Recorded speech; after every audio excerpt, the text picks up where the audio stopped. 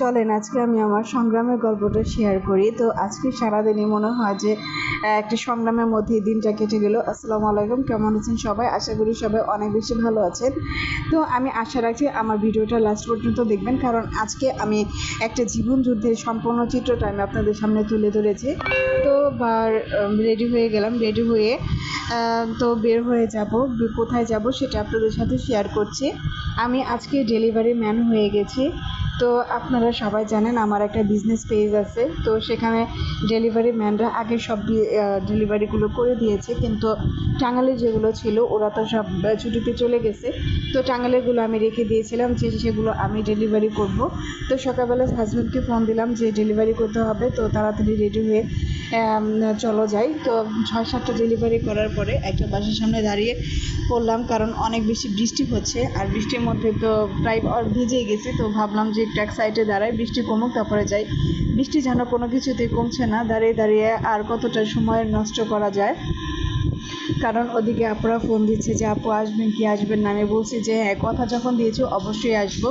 আসলে এটা একটা যুদ্ধ, কারণ আমি এতদিন বুঝতাম না আসলে ডেলিভারি ম্যান যারা আছে তারা কিন্তু অনেক বেশি কষ্ট করে, কিন্তু তাদের একটু কষ্টটা আমি আজকে ভোগ করছি। তবে আমার কাছে ভালো লাগছে, কারণ এটা আমার নিজের কাজ, নিজের বিজনেস, নিজের কাজ নিজে করতে কোনো সবসময় আনন্দ লাগে। দেখেন এত কষ্টের মাঝেও কি আমাকে একটু কি কষ্ট দেখতে পাচ্ছেন না, কিন্তু আমি সবসময় হাসি খুশিভাবে আমি আমার কাজগুলো সম্পন্ন করি, এবং তার সাথে একটু মজা করতেছিলাম। কারণ আমি আমি ভাবছিলাম যে সে হয়তো রাগ করতেছে বৃষ্টিতে, আমার এই কাজগুলো সে মেনে নিতে পারছে না।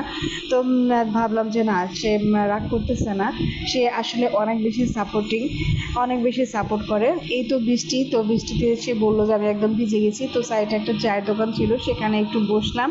তো ওখান থেকে বসার পরে যখনই একটু বৃষ্টি কমলো তখনই একটু পাসপোর্ট অফিসে গেলাম। তো সেখানে একটু কিছু কাজ ছিল, কাজ শেষে যখন বিশ্ব রোডের দিকে আসলাম তখনই তার বাইকের তেল শেষ হয়ে গেল। তারপর সে তেল আনতে গেল, আমি এখানে দাঁড়িয়ে রইলাম। তখন বৃষ্টিটা কিছুটা কমেছে। তো আপুরা ফোন দিতেছিল, তো সেখানে ফোন দিতে দিতে তাদের অ্যাড্রেসটা জেনে নিলাম। আসলে চিনি না, তো কী করব। তো লাস্ট পর্যায়ে আমার একটা পার্সেল ছিল, তখন বাজে বিকেল 5:30টার মতো।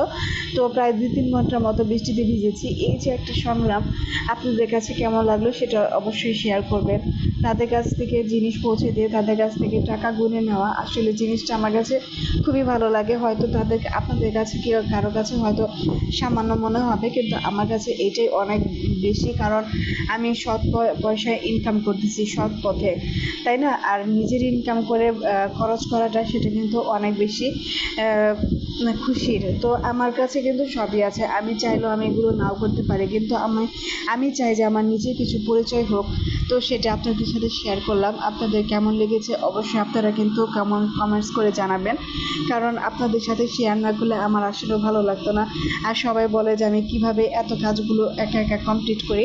আমি আসলে সব কাজগুলো গুছিয়ে নিই এবং টাইম ভাগ করে নেই। তারপর আমার কিছু কাজ জমে আছে, নিজের কিছু কাজ, সেগুলো করা হয়নি। তো সেখান থেকে আপুর কাছ থেকে বিদায় নিয়ে আমার সব কাজ শেষে একটু মনে হচ্ছিলো যে না, স্বস্তি পেলাম যে আমি আপুদের কথা রাখতে পেরেছি। আসলে কাউকে কথা দিয়ে কথা রাখাটা কিন্তু অনেক বেশি কি বলবো। তো যাই হোক, আপনারা সবাই কিন্তু লাইক কমেন্ট শেয়ার করবেন। আল্লাহ হাফেজ।